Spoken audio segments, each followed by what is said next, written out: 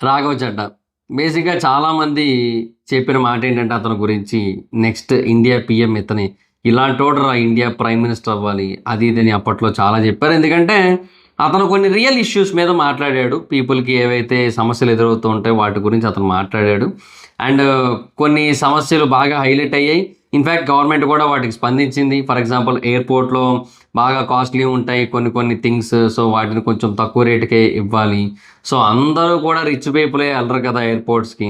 So, ఎకానమీలో travel చేసేవాళ్ళు అత్యవసరమైన పరిస్థితుల మధ్య ఫ్లైట్‌లకెళ్తూ ఉంటారు. సో, వాళ్ళందరికీ కూడా అంతంత కాస్ట్ పెట్టి 200, 300 పెట్టి కొనుక్కోలేరు గదా!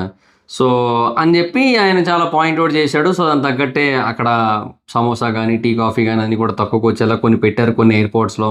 సో, ఇలా కొన్ని కొన్ని మార్పులైతే జరిగాయి అతని వల్ల. కొన్ని ఇంప్లిమెంటేషన్స్ అయితే జరిగాయి. అతను ఏవైతే పాయింట్ ఔట్ చేశాడో వాటిలో కొన్ని. అయితే అతను అలా మాట్లాడుతూ ఉన్నాడు. చాలా విషయాలు మాట్లాడుతూ ఉన్నాడు. సడెన్‌గా ఆమ్ ఆద్మీ పార్టీ యొక్క డిప్యూటీ లీడర్ అతను. సో, అతన్ని ఆమ్ ఆద్మీ పార్టీ డిప్యూటీ లీడర్‌గా తీసేసింది. అంటే రాఘవ్ చడ్డాకి విపరీతమైన ఫాలోయింగ్ వచ్చింది ఆ టైంలో. సో, ఆ ఫాలోయింగ్ అంతా చూసి అంటే ఇతను బీజేపీని క్వెషన్ చేస్తున్నాడు. కాకపోతే కొంతవరకే చేస్తున్నాడు. పొలిటికల్‌గా క్వెషన్ చేయట్లేదు. సో, ప్రజల గురించి మాట్లాడుతున్నాడు. ప్రజల గురించి పట్టించుకుంటున్నాడు. వాళ్ళ సమస్యలు పాయింట్ ఔట్ చేస్తున్నాడు. సో, అతనికి పాపులారిటీ పెరిగిపోతుందని చెప్పి అతన్ని తీసేశారు డిప్యూటీ లీడర్ కింద. అండ్ ఇప్పుడు వాళ్ళు చెప్పిన పాయింట్ ఏంటంటే అనవసరమైన విషయాల మీద మాట్లాడుతున్నాడు. అవసరమైన వాటి మీద మాట్లాడలేదు. సో, చాలా దారుణాలు జరుగుతున్నాయి. కేజ్రీవాల్ విషయంలో జరిగిన అన్యాయాల గురించో, లేదంటే ఆమ్ ఆద్మీ పార్టీకి సంబంధించిన కార్యకర్తల విషయంలో జరిగిన అన్యాయాల గురించో అతను ప్రస్తావించట్లేదు. అతను మాట్లాడట్లేదు. ఎంతసేపు వీటి గురించే మాట్లాడుతున్నాడు. అతను భయపడ్డాడు మోడీకి, బీజేపీకి భయపడ్డాడు. అలాంటోడు ఇంక డిప్యూటీ లీడర్‌గా అనర్హుడు అని చెప్పి డిప్యూటీ లీడర్‌గా అతన్ని తీసేసి అశోక్ మిట్టల్ అని ఒక అతన్ని పెట్టారు. ఆమ్ ఆద్మీ పార్టీ డిప్యూటీ లీడర్‌గా. అప్పటి నుంచే బేసిక్‌గా చాలామందికి ఒక డౌట్ ఉంది. ఏంటంటే ఈ రాఘవ్ చడ్డా అనే పర్సన్ బీజేపీలో జాయిన్ అయిపోవచ్చు అని చెప్పి. కాకపోతే ఒక పాయింట్ ఉంది. అదేంటి?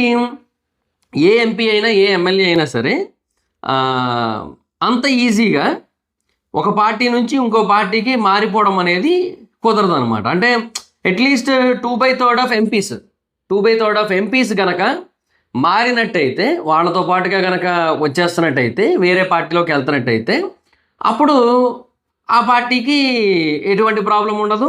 అండ్ ఈ ఎంపీలకు కూడా వాళ్ళ పదవైతే పోదు. అంటే జనరల్‌గా ఒక ఎంపీయే ఇప్పుడు ఒక పార్టీ నుంచి ఇంకో పార్టీకి మారాడు. రాఘవ్ చడ్డాయే ఆమ్ ఆద్మీ పార్టీ నుంచి బీజేపీలోకి మారదాం అనుకున్నాడు అనుకోండి. అతని యొక్క ఎంపీ పదవి ఏదైతే ఉందో అది పోతది. అది పోయి అతను ఆ పార్టీలోకి చేరుతాడు అంతే జస్ట్. అండ్ ఆ ఎంపీ పదవికి సంబంధించి మేబీ బై ఎలక్షన్స్ ఏవో జరుగుతాయి ఆ టైంలో. కానీ ఇప్పుడేంటి అతనితో పాటుగా మొత్తంగా 7 ఎంపీలు ఆమ్ ఆద్మీ పార్టీ నుంచి 2/3 ఆఫ్ ఆమ్ ఆద్మీ పార్టీ ఎంపీస్ 10 మంది మొత్తం. అందులో 7 ఇతనితో పాటుగా జంప్ అనమాట బీజేపీలోకి. సో, మొత్తం అందరూ కూడా బీజేపీలోకి వచ్చారు. ట్విస్ట్ ఏంటంటే ఈ రాజీవ్ చడ్డాకి బదులుగా డిప్యూటీ లీడర్‌గా కేజ్రీవాల్ ఎవరినైతే నియమించాడో అశోక్ మిట్టల్ అతను కూడా వచ్చేసాడు. మొత్తం సో, 7 వచ్చేసారు. అండ్ ఇప్పుడు వాళ్ళకెవరికీ కూడా పదవి పోదు. ఇది రాజ్యాంగంలో ఉందన్నమాట యాక్చువల్‌గా. ఒక ఎంపీ గనక ఇట్లా మారినట్టయితే అతనికి పదవి పోతది. బట్ అలా కాకుండా ఆ పార్టీకి చెందిన 2/3 ఎంపీస్ గనక మారినట్టయితే పదవి పోదు. ఎందుకంటే అప్పుడు మెజారిటీ వెళ్ళిపోయినట్టు అవుతది కాబట్టి. సో, అప్పుడు ఇబ్బంది ఉండదు. సో, ఇప్పుడు బీజేపీలోకి చేరిపోయాడనమాట రాఘవ్ చడ్డా. సో, ఆమ్ ఆద్మీ పార్టీ యొక్క నేరాలలో భాగం అవ్వాలనుకోవట్లేదు. అందుకే నేను బీజేపీలోకి చేరిపోయానని చెప్పి ఆయనైతే చెప్పాడు. సో, బేసిక్‌గా మొత్తం 7 ఎంపీలు అయ్యారు యాక్చువల్‌గా రాజ్యసభకి చెందిన వాళ్ళందరూ కూడా. సో, ఇప్పుడు ఆ 7 కూడా ఇప్పుడు బీజేపీలో చేరారు కాబట్టి బీజేపీకి రాజ్యసభలో ఇంకొంచెం బలం అయితే పెరిగింది. బట్ ఎంత పెరిగినప్పటికీ కూడా డెలిమినేషన్ లాంటి బిల్లులు అయితే మటుకు పాస్ అవ్వవు. ఎందుకంటే దానికి కూడా 2/3 మెజారిటీ కావాల్సి ఉంటది. 2/3 మెజారిటీ అయితే రాలేదు కదా మరి దానికి. సో, చాలా రావాల్సి ఉంటది. ఇంకా అప్పుడే కాదు. బట్ మేబీ నెక్స్ట్ ఎలక్షన్స్‌లో ఏమైనా కొంచెం డిఫరెంట్ వేవ్ గనక క్రియేట్ చేసినట్టయితే అప్పుడు మేబీ డిపెండ్స్. అప్పుడు మేబీ కొంచెం గట్టిగా ఉండే అవకాశాలైతే ఉన్నాయి మోస్ట్‌లీ. సో, చూడాలి మరి ఇంకా ఏంటి సిట్యుయేషన్ అనేది. But as of now Raghav Chadda బీజేపీలోకి చేరడం అనేది మటుకు చాలా పెద్ద మాస్టర్ స్ట్రోక్ అని చాలామంది ఫీల్ అవుతున్నారు. ఇన్‌ఫాక్ట్ ఇన్‌స్టాలో చాలామంది అన్‌ఫాలోలు కూడా కొట్టేస్తున్నారు. అప్రాక్సిమేట్లీ 14.6 మిలియన్ ఎంతో ఉండేవాళ్ళు అతనికి. ఇప్పుడు 13.7 మిలియన్‌కి వచ్చేసారు అతనికి. ఇంకా తగ్గుతారు మోస్ట్‌లీ. సో, ఒక 1 మిలియన్ దాకా తగ్గిపోయే పరిస్థితులైతే కనబడుతున్నాయి. అతన్ని ఫాలో చేసిన వాళ్ళందరూ కూడా అన్‌ఫాలో అయిపోతున్నారు. వాట్ ఎవర్ ఇట్ ఈస్ ఒకటైతే వాస్తవం. రాఘవ్ చడ్డా ఏంటంటే అతను ముందు నుంచి కూడా పాయింట్ ఔట్ చేస్తూ వచ్చిన విషయాలు, ప్రజలకు సంబంధించిన విషయాలు అతను ఇప్పుడు కూడా కంటిన్యూ చేయొచ్చు. అతను ఇప్పుడు కూడా బీజేపీలో ఉండే కంటిన్యూ చేయొచ్చు. కాకపోతే ఏమంటే కొంతమంది క్రిటిసైజ్ చేస్తుంటారు. ఏమంటే ఒకప్పుడు మరి ఆ పార్టీని తిట్టి ఇప్పుడు ఆ పార్టీలో చేరిపోవడం ఎంతవరకు కరెక్ట్ అది ఇది అని చెప్పి మాట్లాడుతుంటారు. కానీ బేసిక్‌గా ఎప్పుడైనా ఒక కాన్సెప్ట్ ఉంటది. గుడ్డి కన్నా మెల్ల నయం అని చెప్పి. ఇప్పుడు పొయ్యి కన్నా పెనం బెటర్ అని చెప్పి. సేమ్ అట్లాగే అనమాట. గుడ్డిగా ఉండే ఆమ్ ఆద్మీ పార్టీ కంటే మెల్లకన్నుతో ఉండే బీజేపీ బెటర్ అని మేబీ అతను అనుకోని ఉండొచ్చు. అందుకే వెళ్ళిపోయి ఉండొచ్చు అనే అభిప్రాయాన్ని కూడా కొంతమంది వ్యక్తపరుస్తారు. అంటే ఎగ్జాక్ట్‌గా ఈ సామెతలతో కాదు. వాళ్ళు చెప్తుంది ఏంటంటే కంప్లీట్‌లీ కరప్ట్ ఆమ్ ఆద్మీ పార్టీ కంటే little bad BJP is better అన్న ఫీలింగ్‌లో వెళ్ళిపోయి ఉండొచ్చు అతను అన్నట్టుగా చెప్తున్నారనమాట. అండ్ ఆమ్ ఆద్మీ పార్టీ కేజ్రీవాల్ రిలేటెడ్గా కూడా జనరల్గా ఏదైతే అతని మీద కేసు పడిందో దాని రిలేటెడ్గా అతను బయటకు కూడా వచ్చాడు. కానీ స్టిల్ అతని మీద రిమార్క్ అయితే ఉండిపోయింది. అండ్ ఆమ్ ఆద్మీ పార్టీ కూడా బేసిక్గా బాగా డౌన్ఫాల్లో ఉంది ఇప్పుడు. అండ్ బీజేపీ బేసిక్గా రైజింగ్లో ఉంది. ఈవెన్ వెస్ట్ బెంగాల్లో కూడా మంచి మొమెంటం కనబడుతోంది ఇప్పుడు. చూడాలి మరి ఇంకేంటి సిచ్యువేషన్ అనేది ఏమో. బట్ ఇప్పుడు మరి ఇతను పంజాబ్లో గెలుస్తాడా లేదా అనేది ఒక క్వశ్చన్. అంటే ఇప్పుడు ఏదైతే నియోజకవర్గం నుంచి ఇతను ఎంపీగా గెలిచాడో ఏదైతే పార్లమెంట్ సీట్ నుంచి ఇప్పుడు మళ్ళీ అక్కడ నుంచి గెలుస్తాడా లేదా అనేది ఒక క్వశ్చన్ మార్క్ అనమాట. ఇక చూడాలి మనకి. ఎందుకంటే ఇప్పుడు ఓకే ఈ టర్మ్ వరకు ఓకే 2026 ఇది 2026 ఏప్రిల్. సో 27, 28, 29 ఇంకొక 3 ఏళ్ళు అయితే ఉంది. ఈ 3 ఏళ్ళు కూడా అతను చాలా ప్రశాంతంగా ఉంటాడు. ప్రాబ్లమే లేదు అతనికి. హ్యాపీగా ఎంపీగా కంటిన్యూ చేసుకుంటాడు. అండ్ అతనికి వాయిస్ ఉంటుంది ఫస్ట్ ఆఫ్ ఆల్. సో అతనికి ఏదైతే వాయిస్ ఉందో దాన్ని కట్ చేస్తారు ఆమ్ ఆద్మీ పార్టీ. కట్ చేసి అతన్ని మాట్లాడనివ్వకుండా చేసి డిప్యూటీ లీడర్గా తీసేసి అతనికి మైక్ ఇవ్వద్దని చెప్పేసి ఇప్పుడు మరిగా ఇప్పుడు ఇతను జాయిన్ అయిన తర్వాత అతను అనడానికి కూడా లేదు. మీరు అలాంటప్పుడు అతను తీయకుండా ఉండాల్సింది డిప్యూటీ లీడర్ కింద. అతనికి బేసిక్గా మంచి పేరు వచ్చింది కదా అని చెప్పి కేజ్రీవాల్ కంటే ఇతనే టాప్ అయిపోతున్నాడని చెప్పి ఇతన్ని తీసేసి ఇతనేమో వేరే పార్టీలోకి వెళ్ళిపోయిన తర్వాత అతను తిడితే కరెక్ట్ కాదు. పోనీ అలాగని అతను సొంత పార్టీ పెట్టేంత పరిస్థితి కూడా లేదు నాకు తెలిసి. సో రాఘవ్ జడ్డా ఒక సొంత పార్టీ పెడితే మేబీ సపోర్ట్ బాగానే ఉంటుంది. కానీ ఆ సపోర్టు అన్ని ప్రాంతాల నుంచి స్ప్రెడ్ అయ్యి ఉంటుంది. ఏదో ఒక నియోజకవర్గంలోనో ఒక ప్రాంతంలోనో స్ప్రెడ్ అయ్యి ఉండదు. అందువల్ల అతను గెలుస్తాడో లేదో మళ్ళీ ఒక కన్ఫ్యూజన్ ఉంటుంది. మళ్ళీ ఎంత కాదన్నా సరే ఎలక్షన్లకి కొన్ని ఉంటాయి, జనాలకి ఇవ్వాల్సినవి, ఆ టైంకి చేయాల్సినవి, ర్యాలీలు ఇవన్నీ ఉంటాయి. దానికి అతనికి ఒక సపోర్ట్ అనేది అవసరం. అతను నిలబడ్డాడు. అందుకని ఒక పార్టీ సైడ్ అది బీజేపీ అయ్యింది. ఎందుకంటే బీజేపీ ఇప్పుడు అధికారంలో ఉంది. ఇప్పుడు పోయి కాంగ్రెస్లో చేరితే ఏమొస్తుంది? అది గత 12 ఏళ్ళుగా ప్రయత్నిస్తూనే ఉంది, ఏమీ లేదు. ఎంత ప్రయత్నించినా సరే మారట్లేదు. మోస్ట్లీ నెక్స్ట్ టర్మ్ కూడా బీజేపీ వచ్చే అవకాశాలే గట్టిగా ఉన్నాయి. There is a chance. But ఎందుకంటే వీళ్ళు ఎక్కువ అయ్యారు. వీళ్ళు ఈ ఇండియా అలయన్స్ ఏదైతే ఉందో వాళ్ళు బేసిక్గా చాలా ఎక్కువ అయ్యారు. ఎక్కువ లోకల్ పార్టీలు అన్నీ కలిసినాయి.